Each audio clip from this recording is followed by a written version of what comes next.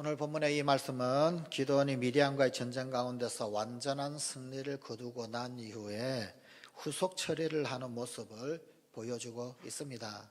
이 기드온이 적군의 왕을 묶어서 본국으로 돌아올 때 수많은 사람들이 그야말로 열렬히 환호를 했습니다. 환영을 했습니다.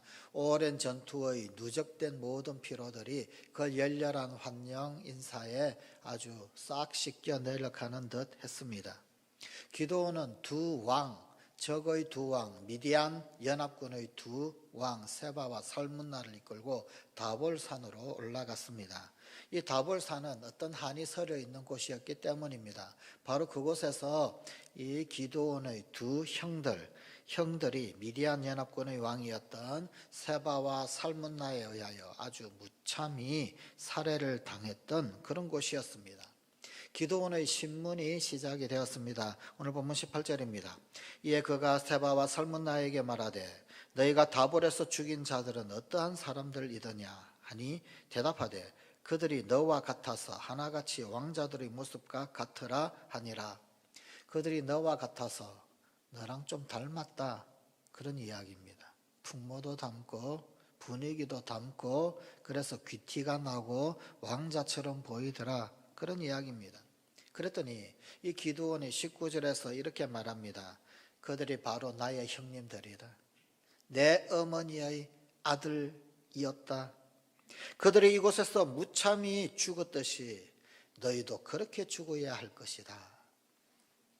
기드온은 이 세바와 살문나에게 수치스러운 죽음을 안겨주고 싶었습니다. 그래서 그의 어린 장남이었던 여델의 손에 칼을 쥐어주면서 이 세바와 살문나의 목을 치라고 명했습니다. 어린 소년, 왕이, 일국의 왕이, 지도자가, 장수가 상대의 장수도 아닌 아주 어린 소년에게 죽음을 맞이했다. 고대시대 때는 이것은 정말로 비참한 그런 치욕을 안겨주는 그런 것이었습니다. 바로 그 치욕을 안겨주기 위하여서 어린 여델에게 그렇게 칼자루를 쥐어 주었습니다. 하지만 이 어린 여델은 너무 어렸던 것 같습니다. 두려움에 칼을 제대로 뽑지를 못했습니다. 결국은 적장 세바와 살문나는 왕다운 눈빛을 잊지 않고 기드온에게 소리를 지릅니다. 그대가 장부라고 한다면 그대의 손으로 우리를 죽여라. 그대의 손으로 우리의 목을 쳐라. 기드온은 아들 여델의 손에서 칼을 받아듭니다. 그리고는 그 칼을 휘두르더니 세바와 살문나의 목이 땅에 떨어집니다. 드디어 미디안의 그 압제의 마지막 종지부를 찍는 그런 순간이었습니다. 이 순간을 목격했던 백성들은 일제히 목소리를 높이고 환호성을 높이고 그러면서 열렬히 환영을 하고 소리를 지릅니다. 그들의 눈에는 아주 이 기드온이 위대하게 보였을 것입니다. 기드온이 있는 한 그들에게는 평화가 지속될 것 같았습니다. 미디안 혹은 동방 또 다른 여러 왕들 그 누가 쳐들어온다 한다 할지라도 이스라엘은 굳건할 것 같았습니다. 그래서 이스라엘 백성들은 이 기드온에게 달려갑니다. 가서는 우리의 왕이 되어주시오. 자손 대대로 왕이 되어서 우리를 다스려 주시오. 그렇게 요청을 합니다. 이스라엘을 구한 기드온이 왕위에 앉아도 크게 이상할 것은 없을 것 같았습니다. 순간 여러 생각이 스쳐 지나갔을 것입니다. 그러나 기드온은 이 순간에 아주 중대한 결정을 합니다. 오늘 본문 23절입니다. 기드온이 그들에게 이르되 내가 너희를 다스리지 아니하겠고 나의 아들도 너희를 다스리지 아니할 것이요 여호와께서 너희를 다스리시리라 하니라. 국민들이 원한다면, 백성들이 원한다면 할 수 없지요. 내가 왕이 되어서 섬기겠소. 얼마든지 응할 수 있는 그런 기회일 것입니다. 그러나 기드온은 담대히 거절을 합니다. 진정한 왕이 다스리실 것이다. 여호와께서 너희를 다스리신다. 사실 이 순간이 기드온 생애에 있어서 가장 최고의 순간이었습니다. 이 순간이, 이 고백이 선포된 이 시간이 기드온 인생 가운데 클라이막스, 절정이었습니다. 이것이 바로 이 기드온 사건, 이 미디안 전쟁의 진정한 결론. 그런데 사람들은 종종 이 사실을 잊어버리고 망각하고 사람의 능력에 너무 의존하는 경향이 있습니다. 왕이 되어달라는 백성의 요청을 거부하고 오직 여호와께서 우리의 왕이시다라고 선포했던 이 기드온의 마음, 이것 기억해야만 합니다. 전쟁에서의 승리 중요합니다. 그 이후에 마무리를 잘하고 있는지 그것은 더더욱 중요합니다. 모든 것이 다 끝나고 난 다음에 나는 누구인가? 모든 스포트라이트가 다 끝이 나고, 그리고는 개선 행렬도 끝이 나고, 그리고는 모든 것이 정리가 되었을 때 그때 나는 누구인가? 그것이 참으로 중요합니다. 전쟁에서 승리 이후에 마무리를 잘 하고 있는지 돌아보아야 합니다. 구원 전투 승리했습니다. 예수 믿고 구원받고 십자가에서 예수 그리스도께서 모든 죄의 값을 다 지불을 하시고, 그리고 더 그 치열한 사탄과의 영적 전쟁 가운데서 우리가 예수 믿는, 그래하여 예수를 주로 고백하는 나의 모든 죄와 허물을 다 아뢰고 십자가 안에 들어오는 구원 전쟁, 그 구원 전투에서는 승리했습니다. 그런데 그 이후에 성화의 전투는 어떠하십니까? 그리스도를 닮아가는 삶의 전투는 어떠하십니까? 혹시 성화의 전투는 중단하고 있지는 않으십니까? 그 성화의 전투는 게으르고 나태해서 포기하고 있지는 않으신지요? 끝까지 헌신을 하시고 끝까지 충성을 하고 계신지요? 신앙의 고수는 마무리를 잘 해야 합니다. 마무리를 잘하는 사람이 진정한 실력자이고 진정한 고수이고 그 사람이 진짜입니다. 끝을 보면 압니다. 미대한 잔당들은 늘 나를 공격할 기회를 엿봅니다. 그래서 끝까지 쫓아가서 세바와 살문나를 응징을 해야 하는 것입니다. 내 안에 숨어 있는 세바, 내 안에 도사리고 있는 살문나, 그것을 끄집어내십시오. 그들을 처단하십시오. 그리고 하나님이 다스리십니다. 하나님이 왕이십니다 라는 고백을 올려드리십시오. 오직 여호와께서 너희를 다스릴 것이다. 오직 하나님이 우리의 왕이 되어주실 것이다. 이 말씀은 사사기 전체의 절정입니다. 사사기 전체의 결론입니다. 사사기 전체의 클라이맥스라고 할 수가 있습니다. 그런데 여기에서 이 기드온의 생애가 끝이 났더라고 한다면 얼마나 좋았을까요? 기드온의 생애가 여기에서 막이 내렸다라고 한다면 얼마나 멋졌을까요? 본문 기드온에 관한 이야기 마지막 28절이 기드온은 옛 일터로 돌아갔고 오직 하나님이 다스리셨고 기드온이 살아있는 동안에는 그 땅이 평온하였더라. 이렇게 마무리가 되었더라면 얼마나 근사한 인생의 마무리가 되었겠습니까? 그러나 드라마나 영화에 복선이 있는 것처럼 이 기드온 이야기, 이 미디안 전쟁에도 사실은 앞에 있는 7장 18절에서 그리고 7장 20절에서도 어떤 복선이 있었습니다. 미디안과의 전쟁에서 기드온의 실패가 사실은 예고가 되고 있었습니다. 그들은 나팔을 불었습니다. 항아리를 깨뜨렸습니다. 횃불을 치켜들고 소리를 질렀습니다. 그런데 여호와를 위하라, 기드온을 위하라 라고 외쳤습니다. 칼이여 여호와를 위하라, 기드온을 위하라, 그렇게 외쳐댔습니다. 적군의 손에 들려진 칼이었습니다. 그 칼을 향하여서 여호와의 이름으로 명령을 할 때 오직 여호와를 위하라 라고 해야 합니다. 그 칼은 기드온의 칼이 아니었습니다. 자기들 손에 들려있는 칼도 아니었습니다. 오직 적군들 미디안 진영 적병들이 손에 들려있는 칼을 향하여서 명령을 하고 있는 것입니다. 그게 어떻게 기도원의 칼이 될 수 있습니까? 그 칼이 미디안 적군을 몰살시켰다면 그것은 기도원의 칼이 아니라 오직 여호와의 칼이었지요. 그러나 칼을 향하여 외칠 때 여호와를 위하라, 거기에 은근슬쩍 기도원을 위하라 라고 하며 기도원의 이름을 하나님 옆에 슬쩍 끼워 넣었습니다. 물론 미디안 손에 들려진 그 칼들이 여호와의 칼이 되어서 서로를 찌르고 죽이며 미디안은 패망합니다. 그리고 기드온의 그 인생에서 나타나는 클라이막스 절정의 고백이 오늘 본문 23절에서 고백됩니다. 여호와께서 너희를 다스리시리라. 그러나 바로 이어지는 그 다음 절 24절, 이 24절은 23절의 기드온의 고백과는 사뭇 대조를 이룹니다. 기드온은 왕이 되기를 거절하고 난 뒤에 백성들에게 딱 한 가지 요청을 합니다. 너희는 각기 탈취한 귀고리를 내게 줄지니라. 그런데 사실은 여기에도 어떤 복선이 하나가 있습니다. 어떤 복선이 있었을까요? 본문 21절입니다. 세바와 살문나를 처형한 후 기드온의 손이 어디로 가고 있는지 보십시오.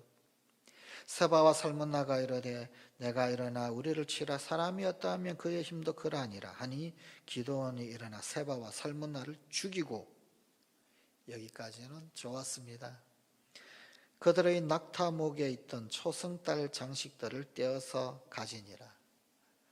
세바와 살문나가 타고 다니던 낙타, 그 목에 장식되어져 있던 초승달 장식, 도대체 이것은 또 왜 그렇게 관심이 많이 갔을까요? 왕의 장식이었으니 예사 장식은 아니었을 겁니다. 아마 어쩌면 금으로 만들었겠지요. 혹은 아니면 보석을 깎아서 치장을 했을런지도 모릅니다. 단순히 전리품이었을까요? 혹 그럴런지도 모르겠습니다. 그러나 기드온은 본능적으로 그의 손이 이 초승달 장식을 향해 나아가고 있었습니다. 사실 이 또한 어쩌면 하나의 복선이었는지도 모릅니다. 기드온은 백성들에게 흔쾌히 받았던 여러 금 귀고리들 혹은 장식들, 그것들 받아서 무엇을 할까요? 백성들은 흔쾌히 기드온의 말에 순종합니다. 금귀고리, 전리품 전부 다 가져옵니다. 보석, 폐물 다 가져옵니다. 그리고는 적군의 왕이 입었던 자색옷, 그것까지도 기드온에게 가져옵니다. 기드온은 그렇게 모은 금으로 에봇 하나를 만들었습니다. 그리고는 자기 집에 걸어놓습니다. 에봇은 제사장이 가슴에 받쳐 입는 옷입니다. 제사장이 하나님의 뜻을 물을 때 에봇을 사용을 했습니다. 원래 이 에봇이라고 하는 것은 색깔 섞여 있는 실로 짜서 만든 조끼와도 같은, 긴 조끼와도 같은 그런 어떤 옷입니다. 그런데 거기에는 이스라엘의 12지파를 상징하는 12개의 보석이 달려 있습니다. 이스라엘의 12지파를 상징하는 보석. 그리고 그 에봇 위에 또 겹쳐 있는 옷이 하나 더 있습니다. 바로 판결흉패. 판결흉패를 드러내는 우림과 둠밈, 하나님의 뜻을 묻는, 한쪽은 우림, 한쪽은 둠밈, 그 두 개의 다른 보석이 있는 판결흉패를 또 입습니다. 바로 이 우림과 둠밈을 통하여서 하나님의 뜻을 물었습니다. 왜 기드온은 제사장의 이 색실로 짠 에봇을, 그것을 그대로 모방을 한, 흉내를 낸 금으로 짠 에봇을 만들었을까요? 그리고 자기 자신이 보관을 했을까요?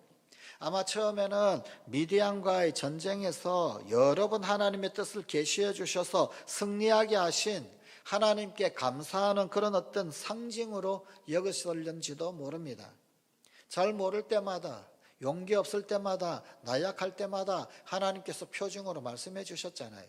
응답해 주셨잖아요. 하나님은 그렇게 뜻을 밝히 드러내 보여주신 분이시다. 그것 아마 기억하고 상기하려고, 기념물로 그렇게 하려고 했는지 모르겠습니다. 혹은 아니면 세바와 살문나의 낙타에서 초승달을 그렇게 끊어내었던 것처럼 이 사람이 이룰래야 이룰 수 없는 엄청난 전쟁, 이 전쟁의 성전 기념물로 그렇게 전시하려고 그렇게 또 들었을는지 모르겠습니다. 하여간 그는 어쩌면 이 승리하게 하신 하나님께 감사하는 그런 상징으로 여겼을 것입니다. 하나님께서 베푸신 은혜에 대한 감사의 표시로 이 에봇을 만들었을 것입니다. 마치 승전 기념비 같은 그런 의미였을 것입니다. 자, 그런데 성경은 이것에 대하여서 도대체 어떻게 기록을 하고 있습니까? 오늘 본문 27절입니다. 온 이스라엘이 그것을 음란하게 위함으로 그것이 기드온과 그의 집에 올무가 되니라. 이 말은 하나님의 기적 같은 역사를 감사하고 기념하고 싶었던 그 기드온의 의도가 백성들에게 전혀 전달되지 않았다는 겁니다. 백성들에게 알려지지가 제대로 전해지지가 않았더라라는 것입니다. 무엇이 잘못되었을까요? 기드온이 가르치지 않았을까요? 아니면 기드온의 보좌관들, 기드온의 부장들이 이 의미를 백성들에게 제대로 전달하지 않았을까요? 처음부터 엄란히 섬기려고 기드온이 이 에봇을 만든 것은 아니었을 것입니다. 왜냐하면 성경은 기드온이 이 에봇을 엄란히 섬겼다라고 하는 기록을 단 한 군데도 기록하고 있지 않습니다. 기드온의 마음은 그렇지 않았던 것 같습니다. 그런데 기드온의 의도와 백성의 의도는 달랐습니다. 왜 기드온의 마음은 백성들에게 전달되지 않았을까요? 무엇이 잘못되었을까요? 중간에 뭐가 빠진 것일까요? 하여간 백성들은 곡해하고 오해했습니다. 이 금 에봇을 음란히 섬겼다. 그것이 기드온 그리고 그의 집에 올무가 되었다. 오히려 그것이 이스라엘 백성들에게 또 하나의 바알이 되어버렸던 것입니다. 눈에 보이는 에봇이 그들에게 승리를 가져다 주었다라고 생각을 했을 것입니다. 야, 저 엄청난 금 에봇, 야, 저것이 하나님의 뜻을 우리에게 고스란히 드러내 보여주었구나. 저것이 승리를 가져오게 했구나. 에봇은 또 다른 신의 형상이 되어서 이스라엘 백성들에게 받아들여지게 되었던 것입니다. 백성들은 에봇 앞에 와서 제사를 지냈습니다. 그리고 예물을 그 앞에 드리고 돌아갑니다. 하나님께 예배할 줄 몰랐던 사사기 백성들, 그들은 바알 제사와 똑같은 순서를 따라서 이제는 이 에봇 앞에서 제사를 드립니다. 그리고 심지어 그 앞에서 춤을 춥니다. 춤뿐만 아니라 음란한 행위를 합니다.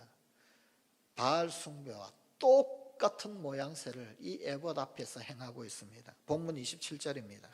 온 이스라엘이 그것을 음란하게 위함으로, 그것이 어떤 형태이든 간에 이스라엘 백성들에게 부정적인 상징물이 되어버렸다라고 하는 것은 틀림이 없습니다.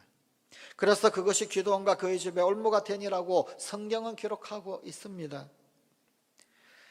내려놓을 것을 내려놓지 못했을 때, 포기해야 될 것을 포기하지 못했을 때, 눈에 보이는 성공과 이득이 내 앞에 돌아오게 될 때, 그것이 하나님의 뜻인가 아닌가를 묻지 못하고 그것을 받아 챙기는 재미 때문에 기드온과 그의 집에 올무가 되었다. 성경은 그렇게 말씀하고 있습니다. 이처럼 숭배되던 에봇, 이 금 에봇이 어디 있었습니까? 그 있던 곳이 어디입니까? 바로 기드온의 집입니다. 이와 같은 숭배의 행위들이 기드온의 집에서 행해짐으로 인하여서 기드온의 집은 이스라엘 백성들에게 특별한 장소로 인식이 되었을 것입니다. 백성들이 자꾸만 몰려왔을 겁니다. 기드온 집이 그냥 차고 넘치게 되었을 겁니다. 그냥 오지를 않습니다. 많은 사람들이 기드온 집을 찾아왔고 그곳에 있는 에봇 앞에다가 예물을 바쳐드립니다. 기드온의 집이 성전이 되어버렸어요. 하나님을 높여드려야 할 그 집, 도대체 하나님의 집은 어디 있을까요? 왜 사사기에 하나님의 집은 어디에 있는지 흔적도 보이지 아니할까요? 대신 기드온의 집이 하나님의 집 자리를 대신 차지합니다. 하나님의 집에 가득하여야 할 하나님의 영광은 어디에 있는지 찾아볼 수가 없습니다. 대신 기드온의 집에 그 영광이 가득하게 되었습니다. 결과적으로 기드온의 집은 왕 못지 않은 권력을 가지게 되었고 많은 이익을 얻을 수 있었습니다. 아마도 기드온은 왕이 될 것은 사양을 했습니다만, 그러나 오히려 왕 같은 대접을 받고 왕 같은 생활을 하게 된 것입니다. 세상 왕이 되기를 거절했지만 그는 어쩌면 제사장이 되기로 결심한 것 같습니다. 그래서 하나님께 돌아갈 영광을 가로채는 위치에 서버리게 된 것입니다. 하나님께 드려야 할 예물을 자신이 받아 챙기는 하나님이 되어버린 것입니다. 결국 기드온은 자기 통제 범위를 벗어납니다. 이제 자기 스스로도 통제가 되지 않습니다. 그만해야 하는데 브레이크가 듣지 않습니다. 브레이크 작동하는 법을 잊어버렸는지 모르겠습니다. 그래서 그는 문란한 사생활을 하게 됩니다. 오늘 본문 30절에 보면 수를 셀 수 없는 많은 아내를 거느리고 있음을 보여주고 있습니다. 무려 그들로부터 70명의 아들을 두었습니다. 아들만 70명이니 딸까지 하면 얼마나 되었을까요? 140명, 150명쯤 되었을까요? 이것뿐이었습니까? 아닙니다. 더 있었습니다. 자식이 150명이다. 그러면은 아마도 한 부인에게 5명씩 자식을 낳았다. 그러더라도 아마도 부인이 한 30명은 되지 않았겠어요. 그런데 더 놀라운 것은 이것도 모자라서 부인 회의에서 받아들여지지 않았던, 다시 말하면 부인 중에서 서열이 없는 이런 부분을 첩이라고 기록을 하고 있지요. 첩까지 있었던 것으로 보입니다. 사사기 9장 18절에 보게 되면 이런 첩들을 뭐라고 기록을 하고 있느냐면 여종이라고 기록을 하고 있습니다. 부인들이 반열에 아예 들지 못한, 그래서 종으로 부리는 그런 여인처럼 되었던 그 사람들도 또 더 있더라는 거예요. 얼마나 있었을까요? 모르겠습니다. 사사기의 말씀은 이 70명의 자녀들의 이름에 대하여 관심이 없습니다. 그들의 이름은 기록하고 있지 않습니다. 그런데 딱 하나, 첩에게서 낳은 자식 하나, 그 이름을 본문 31절에서 밝히고 있습니다. 첩에서 난 자식 하나, 그 이름이 아비멜렉입니다. 말라크, 멜렉 같은 말입니다. 왕이라고 하는 뜻입니다. 아비멜렉, 나의 아버지는 말라크, 왕이다. 나의 아비는 왕이다. 그런 뜻입니다. 이름이 아주 독특하지요. 아마도 부인의 반열에 들지 못한 그 의미, 다시 말하면 첩의 한이 서린, 아니 첩도 아니라 여종처럼 그 집안에서 불임을 당한 그 한설인 그 의미가 어쩌면 이 아들에게 아비멜렉이라고 불렀던 것 같습니다. 어떤 기대가 있었던 것 같습니다. 아들아, 너의 아버지는 왕이야. 너 왕자야. 넌 왕의 후손이야. 그러면서 아마도 그 아들에게 모든 기대를 걸었던 듯합니다. 옛날 우리나라 사극에서 많이 보였던 이야기처럼 말입니다. 그리고 이 아비멜렉이라고 하는 첩의 자식을 통하여서 엄청난 비극이 두고 이 기드온의 집안을 쓰나미처럼 덮쳐버립니다. 왜 우리는 끝까지 충성할 수 없을까요? 왜 끝까지 달려갈 길 제대로 달려가지 못할까요? 기드온만의 이야기일까요? 우리 주변에 끝까지 그 마무리가 잘 된 그런 어떤 예를 보는 것이 왜 그렇게도 힘들까요? 한때 자조 섞인 그런 어떤 이야기들이 많이 있지 않았습니까? 왜 대한민국의 대통령들은 전부 다 감옥에 가냐? 죽지 않으면 다 감옥에 간대요. 왜 끝까지 좋은 예를 찾아보기가 그렇게 어려운 것일까요? 역사에서도 마찬가지, 심지어 교계에서도 마찬가지. 참으로 덕망이 있었던, 참으로 이 교계 전체에서 그렇게 참 지도자다라고 여겼던 많은 목사님들. 그런데 은퇴 후의 말로가 그렇게 썩 유쾌하지 못한 그런 사례가 훨씬 더 점점점 많이 이렇게 드러나 보이게 되는 듯한 그런 느낌은 얼마나 우리를 슬프게 만듭니까? 왜 그럴까요? 이렇게도 훌륭했던 기도원, 이렇게도 놀랍게 하나님 능력 덩어리 그 자체였던 기도원, 하나님의 살아계심에 대한 증거였던 기도원, 하나님이 다스리신다, 하나님이 왕이시다라고 하는 이 사사기 전체의 핵심 메시지를 선포했던 기도원, 그런 기도원인데 왜 그는 끝까지 하나님 앞에 순종하지 못했을까요? 그렇습니다. 끝까지 순종하는 것, 이해가 안 되어도, 유익이 없어도 끝까지 순종하는 것, 그것은 그렇게 어려운 것입니다. 부단히 자신과 싸워야 합니다. 하나님 앞에서 자신을 또 살피고 또 살피고 또 살펴야 합니다. 하나님의 말씀 앞에 자신을 두고 또 두고 또 두고 또 두어야 합니다. 너희는 무익한 종이라 하라. 사실 무익한 종이라 하라, 그 말씀처럼 섭섭한 말씀도 없는 것 같아요. 하나님 나 좀 알아주시면 안 되나요? 하나님 조금만 나 좀 알아주시면 안 되나요? 그런데 예수님은 너희는 무익한 종이라 하라. 무익한 종이라 하라, 누구에게 해야 할 말일까요?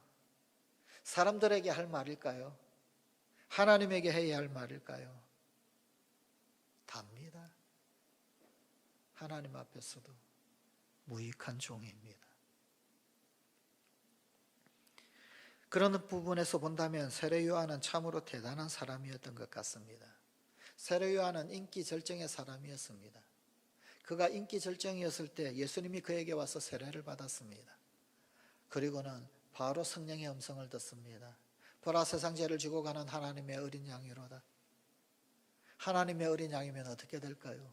지금 요단강에 자기에게 세례받으려고 수도 없이 많은 사람들이 와 있는데, 그런데 예수님을 향하여 하나님의 어린 양이다.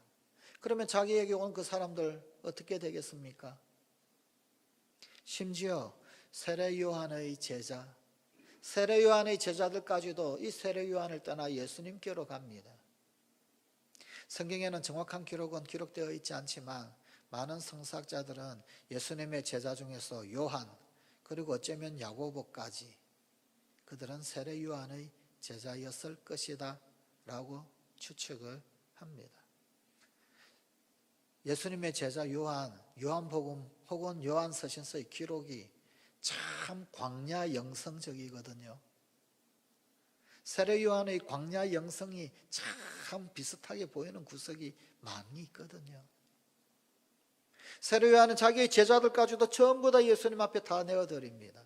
그러면서 뭐라고까지 합니까? 스승님이 세례 준 저분이 스승님보다도 더 많은 사람에게 세례를 베풀고 있습니다. 세례 요한이 이렇게 말하지 않습니까? 그는 흥하여야 하겠고 나는 쇠하여야 하리라. 하나님 앞에서 쇠하는 사람, 우리 주님 앞에서 쇠하는 사람, 무익한 종이다, 그렇게 말하는 것이 쉬울까요? 혹 말은 그렇게 할 수 있을는지 모르겠습니다만 끝까지 그렇게 살아가는 것이 쉬운 것일까요? 어쩌면 그래서 기도원은 초승달 하나 보상받고 에봇 하나 보상받기를 원하는 마음이 있었던 것, 어쩌면 이해가 될 수도 있고 인지상정이다 그렇게 이야기할 수 있을는지도 모르겠습니다. 그러나 그것은 음란히 행하게 만드는 기도원의 올무가 되었습니다. 그 집의 올무가 되었습니다. 우리는 어떠할까요? 사랑하는 성황가족 여러분, 끝까지 달려갈 길 달려간다. 우리 주님 앞에서 끝까지 우리 자신들을 하나님의 종으로 세운다. 그분 앞에 끝까지 엎드린다. 그분 앞에 끝까지 충성한다. 그분 앞에 끝까지 순종한다. 우리 일생의 싸움이 되어야 합니다. 기도원도 그러지 못했다면 우리는 어떨까요? 스스로 삼가라. 그러면 잘 되리라. 성경 취재대에 많이 나오는 문제가 있죠. 신대원 입학시험 칠 때도 나오는 문제가 있습니다. 예루살렘 공회에서 사도행전 15장에 나오는 이야기. 이방인들을 회개하고 돌아오고 성령까지 받았다라고 하는 보고를 듣고 난 다음 예루살렘 공회에서 결정한 사실이 무엇인가요? 성경 퀴즈에 많이 나옵니다. 심지어 신대원 입시 문제에도 나옵니다. 목매달아 죽인 것을 금하고 음란을 피하고 핏째 먹는 것을 금하라. 세 가지를 금했습니다. 그리고는 이방인들에게 율법의 짐을 지우지 않기로 했습니다. 그리고는 그 세 가지 답을 잘 써나갑니다. 예루살렘 공회의 핵심은 그 세 가지가 아닙니다. 스스로 삼가면 잘 되리라. 스스로 삼가면 잘 되리라. 그것이 예루살렘 공회의 핵심 결정이었습니다. 그런데 자꾸만 어디에만 관심 두느냐면 목매달아 죽인 것 안 하면 된다고, 핏째 먹지 않으면 된다고, 음란 행하지 않으면 된다고 자꾸만 곁다리만 쳐다보고 있는 거예요. 시험 문제도 곁다리만 자꾸만 풀고 있는 거예요. 하나님 앞에서 부단히 스스로 삼가는 것. 스스로 삼가면 잘 되리라. 이방인에게 주신 복음은 스스로 삼가하라는 겁니다. 스스로 삼가면 잘 되는 거예요. 성령이 가르쳐 주시니까, 성령이 일깨워 주시니까, 성령께서 인도해 주시니까 그게 예루살렘 공회의 가장 중요한 결정이었습니다. 그래서 그들은 첩들을 내보냈습니다. 어떻게 알았을까요?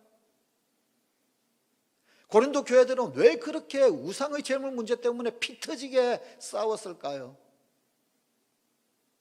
목매달아 죽인 게 아닌데 피가 없는 제물인데 스스로 삼가는 게 발동을 한 거예요. 우상에게 바쳐진 제물인데 우리가 먹어도 되나?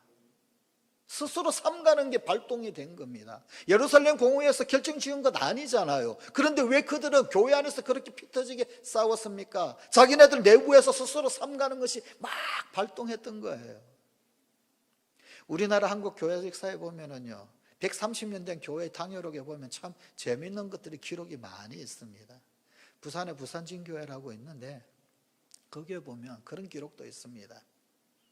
첩이 있었는데 집을 마련해주고 가전도구를 다 마련을 해주고 울면서 그 자식들 딸린 거 다 떠나보냈다는 거예요. 선교사가 그렇게 하라고 시키지도 않았는데 하나님 말씀 앞에 서보니까 스스로 삼가는 게 뭔지 알게 된 거예요. 선교사들이 어떻게 떠나보내라고 그러겠습니까?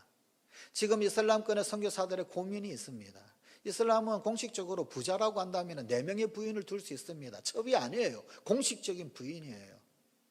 그런데 예수 믿고 난 다음에 이 4명의 부인 그리고 그 가족들이 함께 사는 것, 이것을 계속 살게 해둬야 되느냐? 아니면은 성경의 기준대로 안 된다고 해가지고 다 떠나보내고 갈라지게 해야 되느냐? 답이 없어요, 솔직히. 묵인해주고 있어요. 왜 그러냐면 그 집에서 떠나보낸다라고 하는 것은 죽음에 내모는 것과 다르지 않기 때문입니다. 이슬람 세계에서는 그래요. 어떻게 해야 합니까? 우리의 기준대로, 우리의 판단대로 강요해야 됩니까? 다 떠나보내세요. 그래야 됩니까? 사세요. 묵인해야 합니까? 그런데 그들 가운데서 우리 믿음의 선조들처럼 그런 일들이 일어납니다. 울며 끝까지 살아갈 수 있는 그런 모든 물품들을 지급을 하면서 그러나 떠나보냅니다. 스스로 삼가는 거예요. 복음의 진수는 스스로 삼가는 데 있습니다. 기도는 너무 안타깝습니다.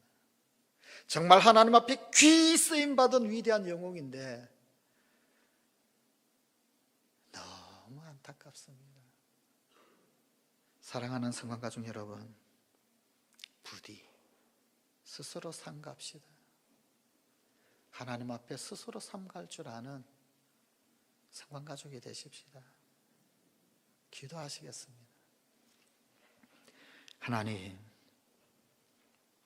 기도원 그리고 그 집의 올무가 되었던 그 초승달 장식 하나, 그 에봇 하나, 성전 기념물 그것 하나, 그런데 그것 하나가 삼가지 못했던 그것 하나가 결국은 두고 올무가 되고 두고 화근이 되고 이스라엘 전체로 하여금 도로 바알로 만들어버렸던 안타까운 모습을 봅니다. 오늘 우리 서로 사랑하는 성관가족들, 우리 자신들도 주님 앞에 끝까지 순종할 수 있는, 주님 앞에 끝까지 충성할 수 있는, 우리 주님 앞에 끝까지 달려갈 길 달려갈 수 있는 그 마지막이 우리 주님 앞에 오로지 올려드린 바 되어진 그런 우리 성관가족들 되게 하여 주시옵소서. 주님 우리를 인도하여 주시옵소서. 주님 우리를 하여금 알게 하시고 깨닫게 하여 주시옵소서. 주님 우리를 하여금 우리 주님 앞에 겸비하게 하여 주시옵소서. 우리 주 예수 그리스도의 거룩하신 이름으로 기도드리옵나이다. 아멘.